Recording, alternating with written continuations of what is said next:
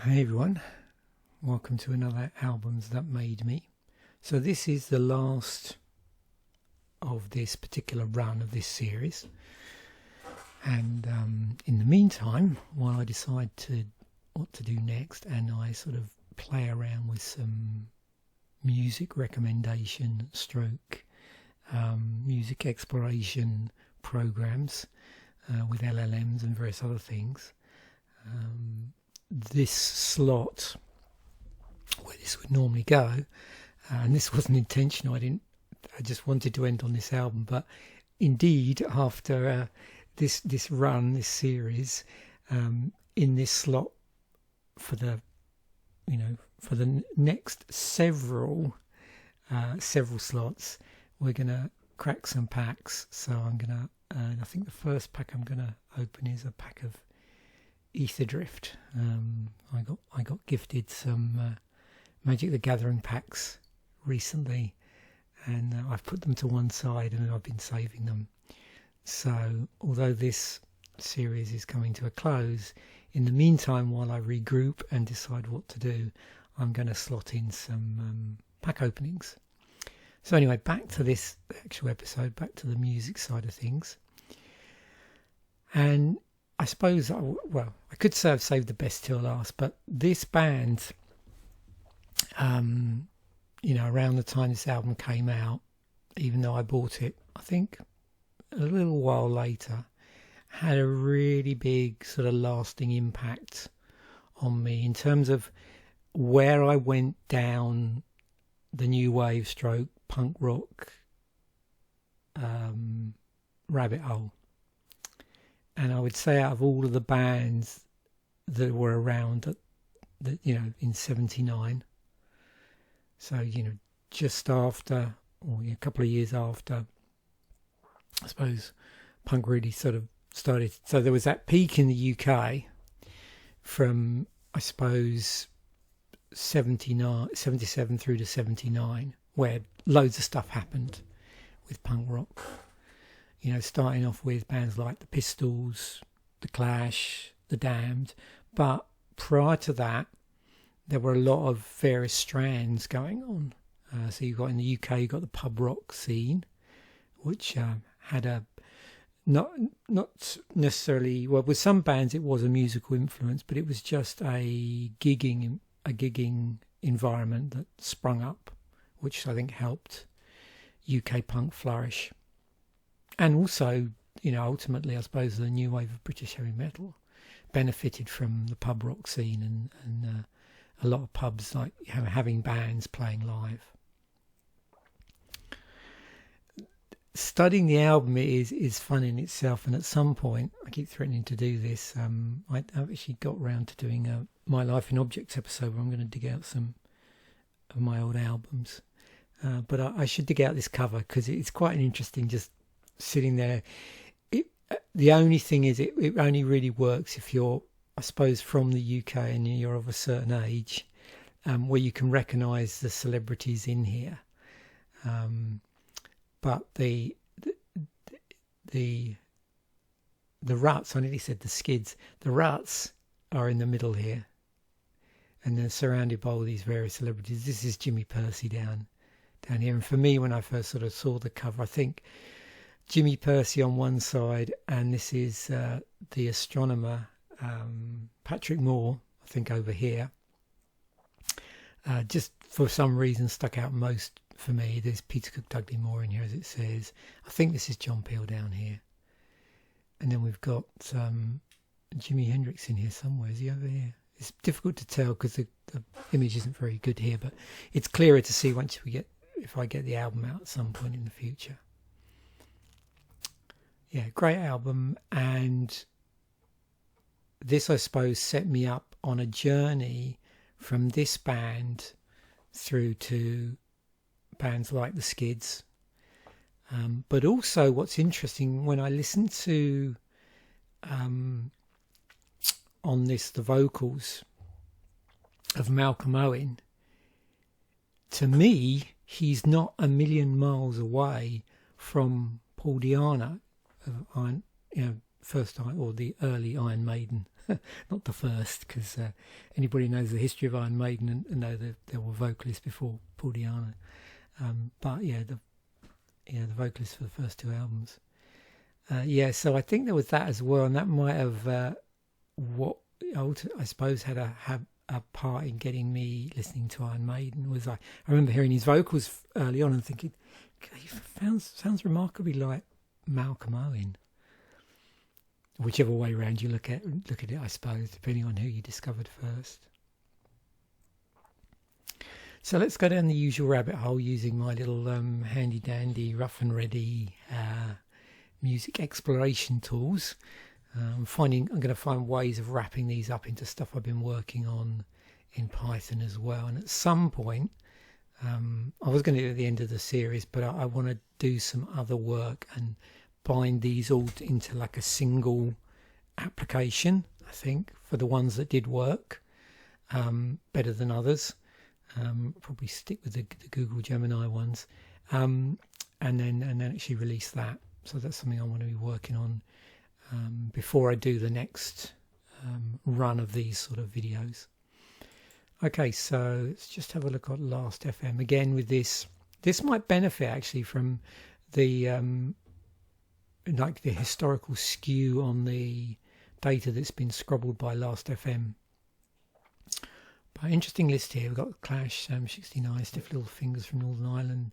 The members, yeah, that actually I would go with that because there were reggae elements in there. I'm trying to think of the name of their album now. Something with nightclub in it. Because there was a whole succession of singles around that time, which you stick in my head. You've got Babylon's Burning by the Ruts, which is the one that really sort of turned me into the band. And then you've got all the different Skid singles, which did really well in the charts. And then you've got Sound of the Suburbs by the members, which I also remember being in the UK charts. The Specials, the Selector, X-Ray Specs, 999. That's a band I haven't listened to that much. I always tended to associate them a bit more with that sort of raw R&B, almost like a slightly punkier version of Dr. Feelgood, for whatever reason. The Damned, the Slits, Inner Circle, Bob Marley and the Wailers, yeah, because of the reggae influence, I suppose. And maybe that's why later on I got really interested in ska and reggae and stuff like that, particularly also stuff on the Trojan record label, the sort of compilations that they released. Okay, another slight perspective through the lens of Last FM. So there's some interesting ones here. I always can never quite work out, because I never listened to them that much, like where they were on a timeline. But you've got bands like the Lurkers, the Vibrators. I think the Vibrators were around fairly early. Another interesting band, and I don't know if they're on here. I don't think their name's going to come up yet, so we'll see. But there is one band who were kicking around a little bit earlier, which were a street punk band,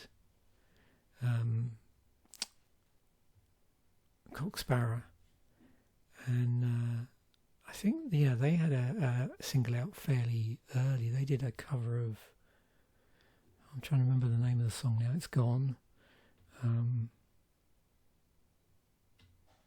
Anyway. Generation X, which then morphed into... So Generation X is interesting because you've got links through Billy Idol back to, would it be Chelsea? So then Chelsea into Gen X into Billy Idol as a solo artist. The adverts, there's lots of really cool, and this is case in point with the crack by the Ruts. There's lots of bands who did these really sort of well-received debut albums, and then it never really took off for whatever reason. I mean, part of the reason is sadly, was it Paul Fox died I've got to get the order right here in terms of the Malcolm Owens, I think was the first one to die.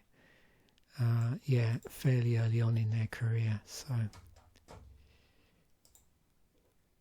and then we've got this, just a playlist.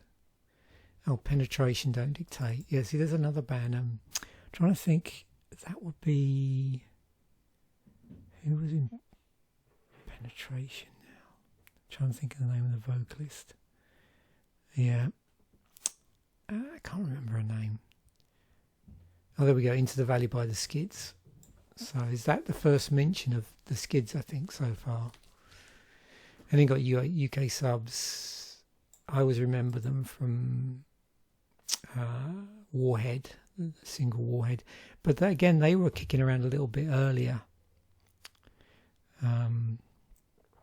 So some of these bands had sort of been bubbling around in about, 76 and earlier, and didn't quite get the same push that, say, for whatever reason, the Clash, the Pistols and the Damned did. Although I suspect in some cases a lot of them like predate those bands, or were, certainly around in those bands' early days. So let's just go on and have a look at my sort of Google Gemini LLM prompt shenanigans and just see if anything, jogs my memory. What I've decided to do here is, you can see there's quite a number here, because one point I wanted to make, and I don't think I made it at the start, which is, and I suppose this is true of any genre, is of course what you get out of a genre in terms of from a musical discovery point of view is very much dependent on, obviously, at what point historically you sort of viewed it. So for me, of course, being from the UK originally, I've got that lens, from 77, because I was kicking around then, and so I'm going to get more of that sort of UK centric. It's leading out of pub rock, high energy R&B into punk, and also from art rock as well. Whereas if you've viewed the US from the US in the 70s, you're going to get probably a slightly different perspective. But with a lot of these bands, just because of the stuff they were listening to, there is, a sort of common, some common threads that sort of come together. So the threads themselves don't necessarily run through, but they sort of all coalesced, all came together rather explosively around, 77, 78 into 79, and 79 you get the new wave of British heavy metal, which sort of, borrowed a lot of the DIY aesthetics from punk, I always feel. So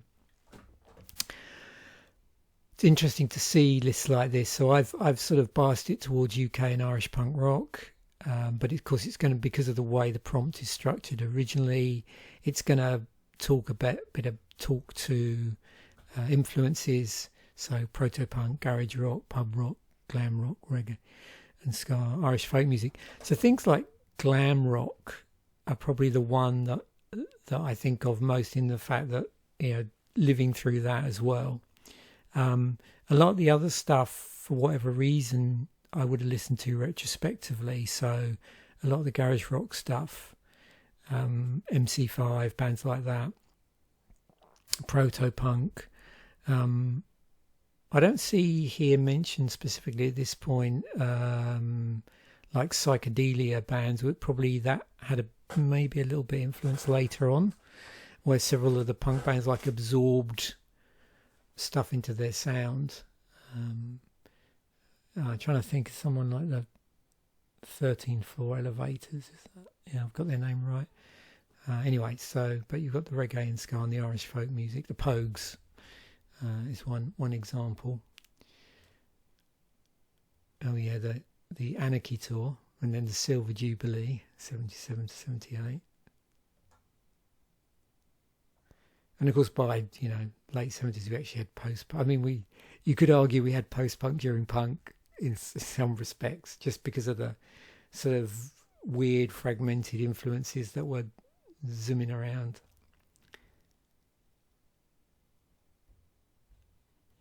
Yeah, so I think with most of these,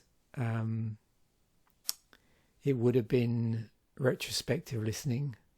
The Ramones, yeah, a little bit at the time, but not as much as everybody else. I probably only really stepped on the Ramones train later, sometime after. Oh, when was it? I'm trying to think which album's got We Want the Airwaves on it. It would have been after Road to Ruin, but around before Subterranean Jungle. Yeah. Yeah, my wife's a big fan of the New York Dolls. Oh, yeah, that's an interesting album, actually. And so again, a lot of this retrospectively. David Bowie, has lived through David Bowie and T-Rex, but didn't really buy anything by either until later. It's a slightly different. So this is just English punk rock, just trying to see. Probably going to get the same sort of thing, yeah. There's Eddie Cochran mentioned there, which is interesting. So there's a rockabilly fragment in there, and I don't know if anybody remembers, but the Pistols were doing like rock and roll rockabilly covers. It's art rock, and of course we got another classic debut album, Scream by Susie and the Banshees, and then of course you got this interesting thing going on with the Jam being more of a mod band, but they got that sort of high energy R&B stuff. So punk energy with mod sensibilities. Crass, didn't get into them until they were kicking around a lot earlier than I tend to think. Hopefully the LLM's got the date right on these. Yeah, the Stranglers, another band, were around really early on in punk's history, and I remember buying this album. It was my first sort of introduction to the Stranglers, but I don't think I bought it until about 81, 82 maybe.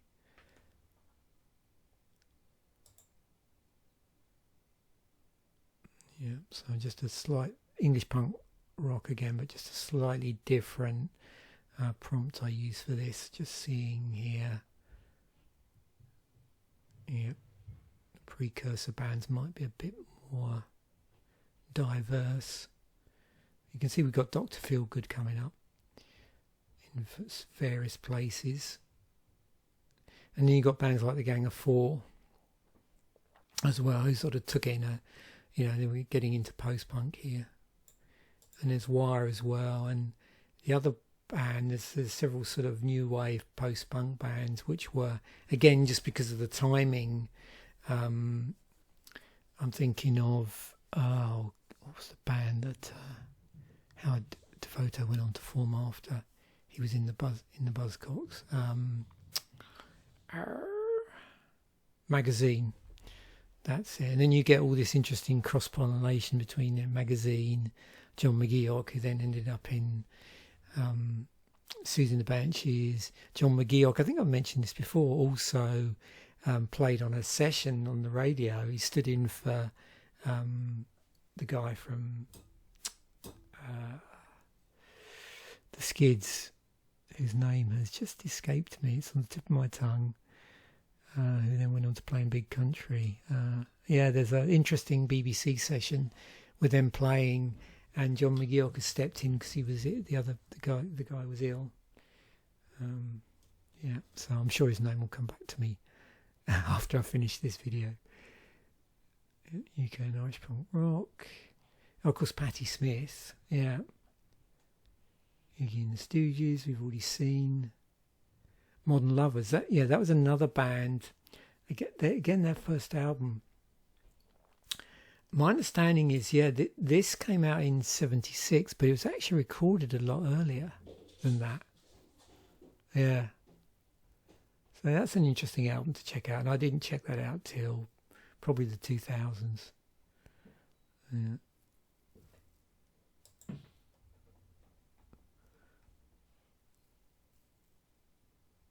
Again, I'm using a thinking model here, so I might get a slightly different perspective.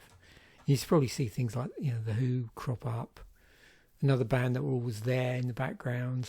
I'm trying to think of the first album I actually bought by The Who, and it was way after it came out.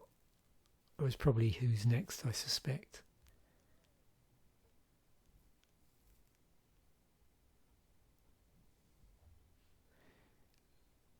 Yeah, that's an interesting band that I see of crop up occasionally is Sparks.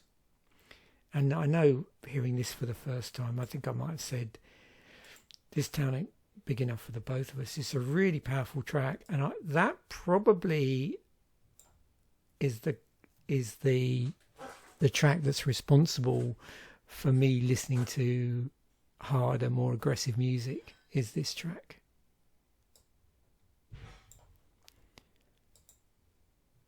US punk rock. Anything else here that might... MC5, yeah, Jonathan Richman and Modern Lovers, already mentioned Modern Lovers. Okay, it says recorded in '72. I didn't know as early as that. Again, with the model I'm using here, it tends not to hallucinate quite so badly as others. And that's a particular problem I've seen when working with albums. Although it's getting better, I must admit, I've been really impressed by the late Google Gemini Flash 2.5. I've been building a lot of music-based wrappers for that, and it's working really well. So I'm probably going to put a lot of this together in an app I've already got, and then I've been experimenting with converting a lot of this stuff into Go, so I can have executables. So I'm going to decide how I'm going to do that and sort of get it out there, but that's still work in progress. And we move on to a lot later bands here.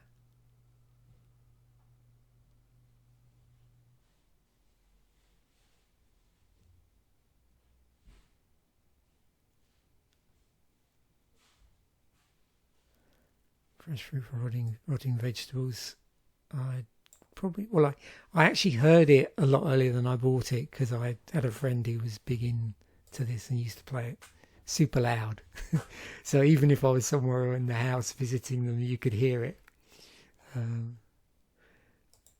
Another interesting band that were kicking around, more of a sort of new wave band, Psychedelic Furs as well. Sort of combined together a whole load of strands of this.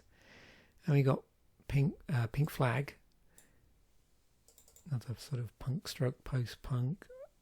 The album I like is it 157? I think their third album. Because I always think there's so many sounds on that where I listen to it and think, yeah, if I didn't know better, there would be another band that got their sound from that. Like each track, you could imagine launching the sound of a post-punk band. That's worth a listen if you've never listened to that album. I only listened to that recently. Tega Mega by Can. And of course that's always fun to dive into. But then things like, Autobahn by Kraftwerk, which had a really big influence on sort of new wave and post-punk. And then I couldn't resist looking at pub rock, because there's just this, coming from the UK, there's that whole part that really did influence punk in different ways than purely necessarily the music, the sound. So you got bands like Ducks Deluxe, but then there's bands like Eddie and the Hot Rods and Dr. Feelgood have to me, that lovely raw stripped down R&B with Wilco Johnson's really cutting guitar sound is just awesome. Like even the album where he's not, I really enjoy Milk and Alcohol, that track, with a different guitarist. I was listening to some Graham Parker and the Rumour the other day for the first time, because I never really listened to them. But yeah, there's a whole interesting, if you're ever curious, there's a really interesting pub rock rabbit hole you can go down. Eddie and the Hot Rods, Ace. Even, you know, like early Status Quo is an interesting thing to get into. And it can lead you into a lot of other interesting R&B rabbit holes generally. I've not really listened to much Little Feat. Faces a little bit. And then obviously some of the early the Rod Stewart stuff as well.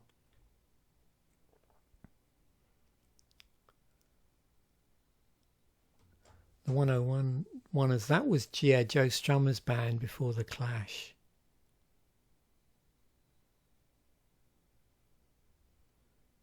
So yeah, definitely some interesting stuff to check out here.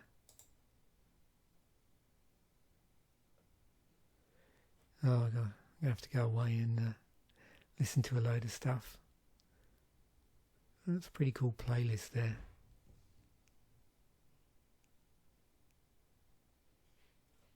Cool. Anyway, thanks once again for watching. This series in some form will return at some point in the future.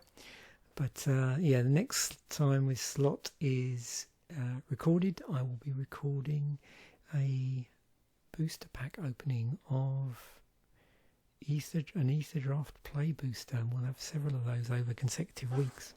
Thanks once again for watching. Bye for now, and I will catch you in a future episode.